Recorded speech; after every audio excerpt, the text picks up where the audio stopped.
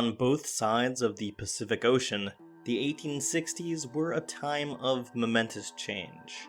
Not long after the decade began, civil war racked the still young United States of America. The outcome of this war, pitting brother against brother, would determine the very future of America and the millions of enslaved people within it. In Japan, on the Pacific's west coast, the end of the decade saw its own civil strife in the form of the Boshin War. Japan threw off the centuries of shogunal rule by the samurai of the Tokugawa clan. Not long after, the class structure of feudalism was done away with. Both countries were changed forever. The United States had played a major role in opening Japan to Europe and the Americas only a single decade earlier. In 1853, President Fillmore sent Commodore Matthew C. Perry alongside a flotilla bristling with cannon. Their goal? Force the isolated island nation to trade. In 1854, samurai leaders admitted they had no recourse and did as the foreign barbarians bid. The Americans had accomplished what the British, French, and Russians before them had failed to do. They had opened Japan. And yet, this was not the end of the samurai or of the long-lived Tokugawa Shogunate.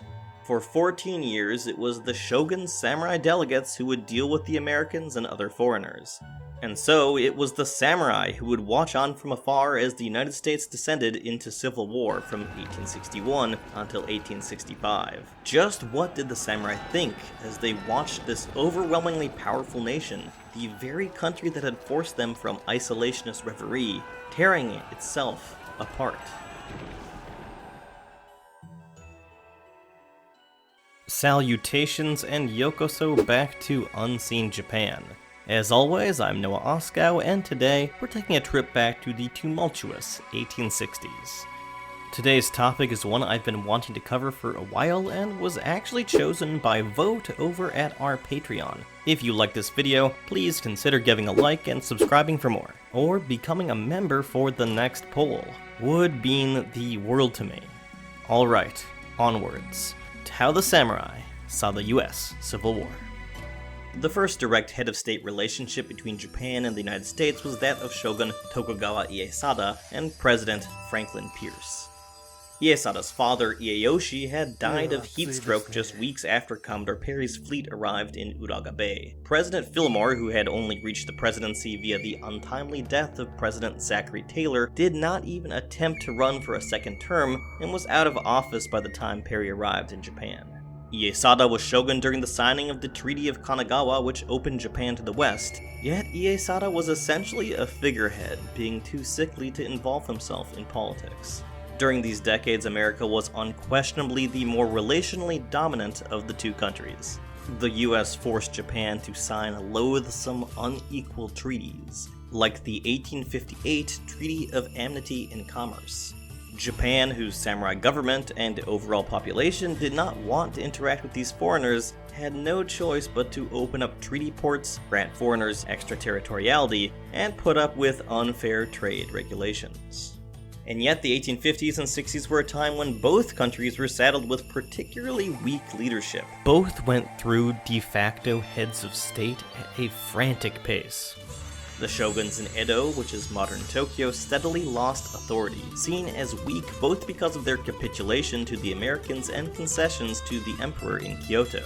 Essentially a distant figurehead for many centuries, Emperor Komei, who was alive from 1831 to 1867, was so offended by the idea of foreign barbarians in Japan that he broke with tradition and began interfering in national politics.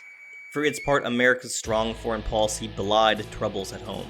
As more territories were admitted to the Union, the specter of slavery resulted in violent clashes between slaveholders and abolitionists. President Fillmore, Pierce, and Buchanan all tolerated slavery and did little to quell the instability in their country. All were one-term presidents, currently counted among the worst in US history. For the samurai, however, these three represented the first American leaders they directly dealt with. Fillmore dispatched Perry, and it was his name on the messages directed towards the quote-unquote Emperor of Japan. It was instead delivered to the samurai government. Pierce was the president during the actual opening of Japan. He assigned Townsend Harris as America's first consul to that island nation. In 1857, Shogun Tokugawa Ieyasu granted Harris the unprecedented honor of meeting with his august person. Harris traveled some 200 miles from his ramshackle consul in Shimoda to meet the shogun in Edo. He was guarded by shogunal samurai the whole way. Harris recalled that the whole train numbered some 350 persons. And just for the sake of fun, I can't help but mention that Harris was played by John Wayne in a certain film of a questionable historical veracity involving Harris's love with a geisha. The fabulous story of Townsend Harris, first white man to open up the Orient. What does he mean? What does he mean, Okichi? Harris's meeting with the shogun was a great triumph for Pierce's pushy foreign policy. In Japan, however, many grumbled yet again of shogunal weakness. Not least among them, we can assume, was Emperor Kome himself. For many samurai for whom martial valor was their supposed birthright, despite not a single war in their lifetimes, the humiliation of kowtowing to foreigners was unbearable. Many longed to strike out at the foreign interlopers, but most knew that, militarily, they stood no chance. Japan, however, did have a major advantage over its neighbors in Asia. Despite being subject to onerous unequal treaties, it was not colonized. The shogunate knew that in order to survive, it would have to modernize, both in terms of technology and its military. Purchasing modern armaments and training experts in the way of the outside world was imperative. This was all occurring as the country still officially forbade its citizens from traveling abroad on pain of death. But samurai would visit the United States, and they would do so while the tensions between North and South were reaching a boiling point. This was part of what made the 1860 shogunal mission to the United States so momentous. On January 19, 1860, the delegates set sail. 96 Japanese men, 77 of them samurai, and a single American officer. The embassy's leaders were both samurai lords, the daimyo of Buzen and Awaji. Amongst their ranks was Fukuzawa Yukichi, who would later emerge as one of Japan's great modernizers. Nakahama John Manjiro, a former peasant castaway to the United States who had been spared death upon the return to Japan and was instead given samurai status, served as English interpreter. They sailed across the seas on the Kanrin Maru, Japan's first sail and screw-driven steam corvette, purchased in 1853 from the Dutch. A successful voyage would show the Americans just how quickly the samurai were taking to Western naval technology. The captain of the Kanrin Maru was Katsu Kaishu, father of the Japanese Navy. A Tokugawa loyalist, it would be he who, 7 years onwards, surrendered the Tokugawa capital of Edo to an army of rebels intent on restoring the emperor to power. But while that war still lay nearly a decade away, America's own Civil War was very near at hand. The Kanrin Maru arrived in San Francisco on March 17, 1860. The samurai, riding on the U.S. sidewheel steam frigate Powhatan, had first stopped over in the Kingdom of Hawaii for refueling. This would have been the first time almost any of them had stepped foot outside of Japan. Both the Kanrin Maru and the Powhatan would serve in their country's respective civil wars. The Powhatan was active in numerous blockades of Confederate-held territory. The Kanrin Maru, for its part, was captured by the pro-imperial army as it sailed towards Hokkaido as part of shogunate loyalist Enomoto Takeaki's doomed fleet. As the samurai disembarked in San Francisco, the American Civil War was only a single year away. Yet the political strife and bitter sectional infighting then rending the country made little impression on them. Instead, they recorded their stunned reactions to this very different land. Greasy, unappealing food, vast, fireproof buildings composed of brick and masonry. Everything felt so different from their home archipelago. Worst of all was the way Americans mistreated rice. The samurai were served poor quality rice, sometimes cooked in butter or, heavens forfend, even mixed with sugar. For Muragaki Norimasa, the daimyo of Awaji, all this was a hardship that cannot adequately be described with a pen. Fukuzawa purchased an English-Chinese Webster's dictionary, which he would later use to help make his own Japanese-English lexicon. After a few days in San Francisco, they were on their way again, once more by sea. The Kanrinmaru returned to Japan, but the Powhatan carried the embassy onwards to Panama. There they rode the Panama Railway across the isthmus, and then boarded yet another vessel, this one bound for Washington, D.C. When they finally came ashore on the American East Coast, they found many thousands of American onlookers. All were excitedly waiting to catch a glimpse of these exotic foreigners, whose dress and appearance so differed from the American population of the antebellum era. Nearly everywhere they went, they were mobbed by Yankees excitedly wanting to shake their hands. On May 17, 1860, history was made. For the first time, a Japanese delegation met with the President of the United States. The core members of the shogunal embassy were feted at the White House itself, meeting with President Buchanan and many of the country's top officials. The samurai bowed to Buchanan, who responded, perhaps awkwardly, in kind. They then presented him with a message from the Tycoon, the title of the shogun invented for communication with foreigners. Meaning Great Prince, it better implied the complete authority of the shogun than the literal translation of Generalissimo. President Buchanan responded, "I give you a cordial welcome as representatives of His Imperial Majesty the Tycoon of Japan to the American government. We are all very much gratified that the first embassy which your great empire has ever accredited to any foreign power has been sent to the United States. I trust that this will be the harbinger of perpetual peace and friendship between the two countries." The nature of the presidency and democracy itself was a shock for the Japanese delegates, who wondered at Buchanan's limited authority as an elected leader with only a few years of power guaranteed from the popular rabble. Fukuzawa would later wonder as to why there was no powerful Washington dynasty in this Washington, D.C. Lord Muragaki was impressed by Buchanan, however, recalling him as a silver-haired man with a most genial manner without losing noble dignity. The samurai would visit with Buchanan 2 more times, and even pressed upon them a gold watch engraved with his very likeness as a gift to the Tycoon. Even within the relative pomp and circumstance of America's highest level of national government, the samurai delegates were shocked at how informal things felt. In Japan, every single element of government proceedings were regimented and stylized. Who sat where, on what raised tatami dais, who could speak to whom, and how, it was all ordered by class and status. Comparatively, American politicians acted shockingly friendly and informal. Of course, there is the elephant in the room. As the samurai had mostly remained in free states, Washington, D.C. notwithstanding, they would have missed the single starkest social ordering in America: slavery. Now, Tokugawa-era Japan as a feudal society was far from free. The archipelago had corvée labor, an inflexible class system, indentured servitude, and an oppressed, untouchable class, the burakumin. Peasants' lives were restrictive and very difficult, yet Japan lacked anything quite on the level of American chattel slavery. In fact, slavery had been banned some 270 years earlier by the conquering warlord Toyotomi Hideyoshi. While Toyotomi was often a cruel, brutal man, he found peacetime slavery extremely distasteful. Perhaps because he was from an oppressed peasant background himself. Now, he would condone the enslavement of innumerable Koreans during his invasion of that peninsula, so let's not think of him as some great emancipator. Indeed, the Tokugawa samurai in America might already have associated Caucasians with slavery, since the Portuguese, with whom the samurai of Toyotomi's age interacted, had taken many Japanese into slavery abroad. The very first Japanese people to set foot in Europe may well have been slaves.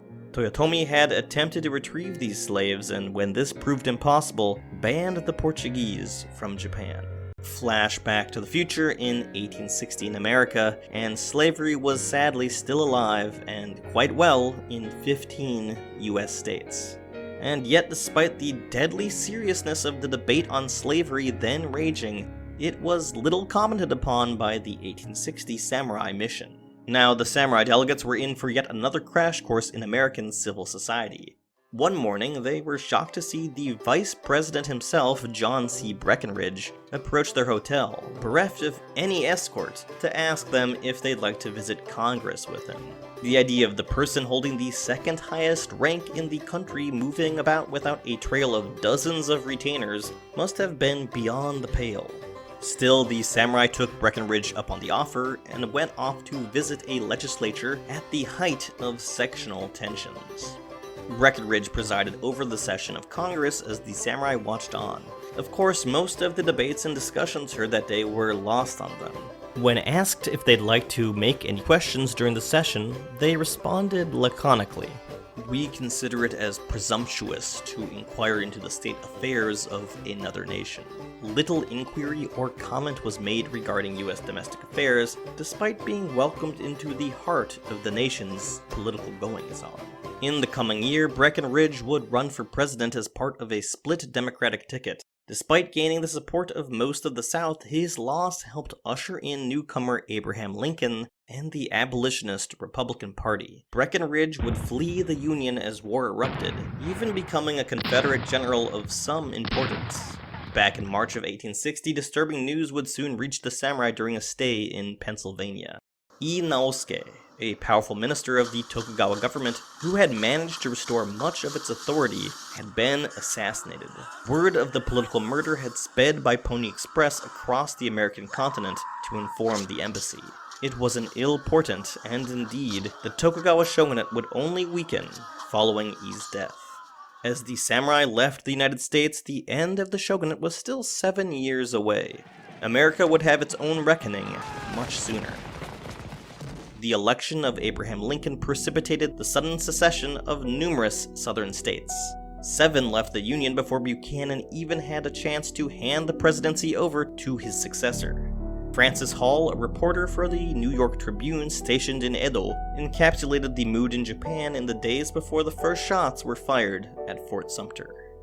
Mail from the States today. It's succession news exciting the liveliest interest. Raw silk immediately fell 1/4 in price, much to the astonishment of the Japanese, who were unable to understand such depression. Economic worries held more sway in Japan than any considerations of internal politics in far-off America. Also of concern to the Tokugawa government was the procurement of American-made warships. The Civil War quickly derailed these plans. However, in 1862, the new American consul to Japan, one Robert Prune, convinced the shogunate that the war would soon be over, and to place massive armament orders with him. The shogunate officials believed Prune. The image of the Civil War at this point was one of a local disturbance, much like had occurred in Japan many times in the past. The war would not end nearly so quickly nor so easily. President Lincoln was made aware of the Japanese request for guns and ships, but could spare no armaments as long as war persisted. He did, however, assign a naval officer to oversee the building of 3 ships for Japan. Prune recommended they be named America, Nippon, and Fujiyama.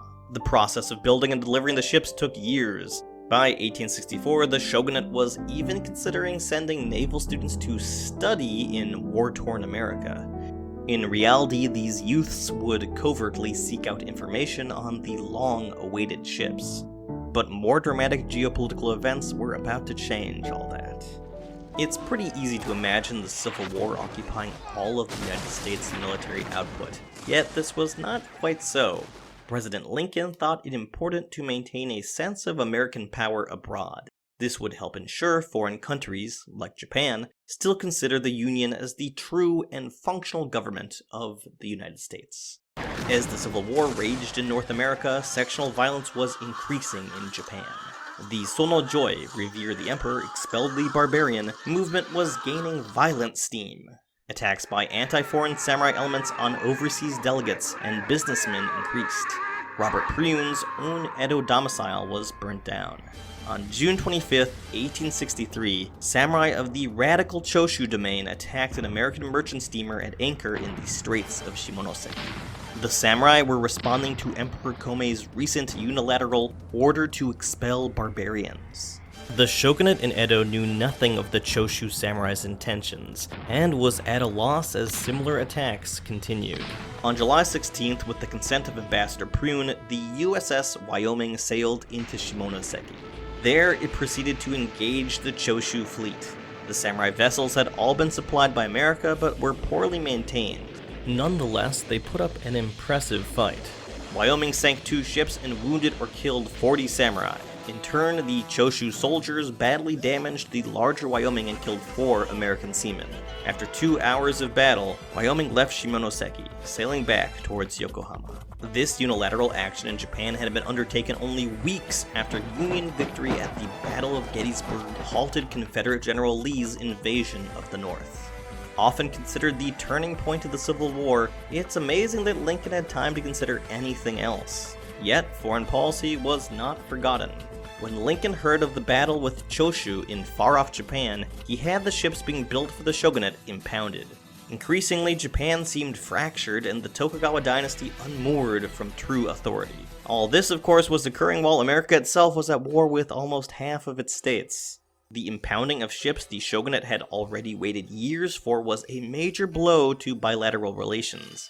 While the US supported 2 additional attacks on Choshu, the shogunate drifted towards France. America was no longer worthy of trust, distracted as it was with its own domestic troubles. Ambassador Robert Prune, who had received incredible sums for the shogunate-ordered ships, was now under great pressure from the Tokugawa. Unable to supply the armaments he had promised, he fled Japan. In 1867, 2 years after the Civil War had ended in victory for the Union and Lincoln had been assassinated, the shogunate sent a delegation to seek recompense for their lost ships. The very last samurai to be sent to America by the Tokugawa were able to meet with the new president, Andrew Johnson. He apologized for the troubles of the past years and offered to sell the samurai military ships left over from the war. He also showed them a map of recently purchased Alaska, to which one of the samurai replied, "We are glad, for it brings our 2 countries nearer to each other." Overall, the samurai were somewhat mollified by Johnson's politeness. Meanwhile, Johnson himself was busy attempting to prevent freed slaves from receiving citizenship, enraging his own Republican Congress. And yet, the damage to the shogunate had been done.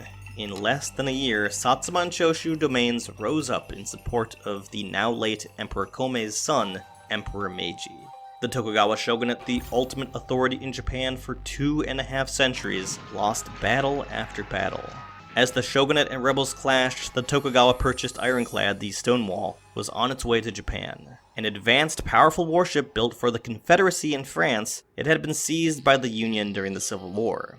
If added to the shogunate's fleet, it would have been a powerful tool to use against the imperial rebels. William H. Seward, Lincoln's stalwart ally and now Secretary of State under Johnson, felt it was the US's duty to deliver the Stonewall to its rightful owners, the shogunate. However, the US's new minister resident in Japan, Robert Van Valkenburg, thought otherwise. Unsure of who would end up victorious in Japan's new civil war, he impounded the ship. Shortly thereafter, Katsukaishu surrendered Edo to rebel leader Saigo Takamori. The shogun abdicated, secluding himself in the Tokugawa family temple in Ueno. Soon, this would be the site of the only major clash in Edo during the war. Enomoto Takeaki, vice president of the Tokugawa Navy, absconded to Hokkaido with the entire shogunal fleet. The Stonewall, however, would not go with him. Instead, with the imperialists now in control of Edo, the US Embassy released the Stonewall, not to the Tokugawa, but to the new rebel government. The ironclad went on to play a pivotal role in the final battles of the war. When Tokugawa loyalists stormed the ship at anchor under cover of night, its modern Gatling guns sent the samurai to flight. With the fall of Enomoto Takeaki's short-lived breakaway republic in Hokkaido, the Tokugawa cause was well and truly dead, and it was leftover weapons of the US Civil War, only 4 years finished, that helped seal the shogunate's fate. The United States Civil War was one of the most momentous, impactful moments in North American history. It pit state against state and brother against brother. Hundreds of thousands of Americans died, and the long-standing, horrific institution of slavery was finally brought to an end. The war lasted longer than expected, and the outcome was often far from clear.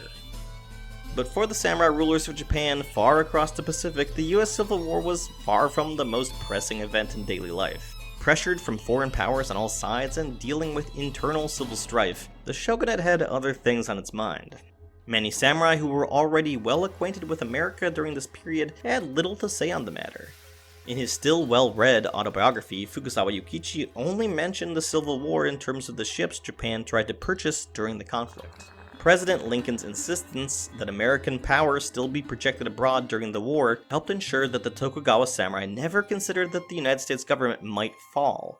However, as the ships and armaments promised by Ambassador Pryun never showed up, the samurai did begin to see America as a distracted and unreliable partner. The United States lost some prestige in their eyes, and the Tokugawa began to look to France for assistance in modernizing its military.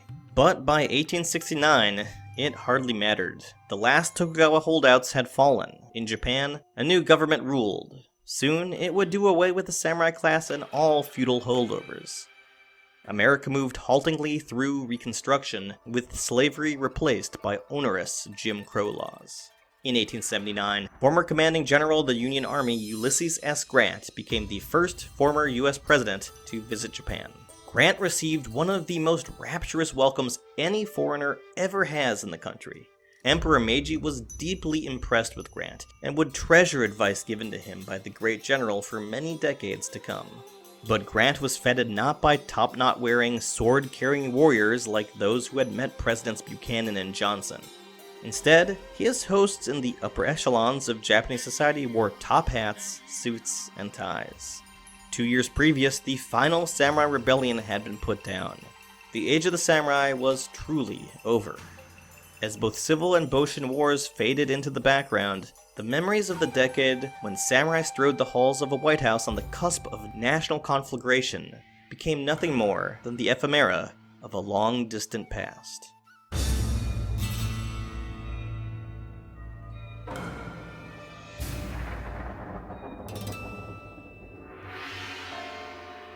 Alright Mina, thanks for watching this one to the end. This video has been in the works for a while, and I have to admit that the research here took some time, and that the subject wasn't the easiest to find information on in either Japanese or English. Hope you enjoyed it either way. I'll be putting up a new poll for our members to pick an upcoming video topic, so join in over at Patreon to lend your voice. The support over there has been really heartening, both for this channel and for the overall UJ team. I'll have a new video very soon. Hope to see you there. Mata ne.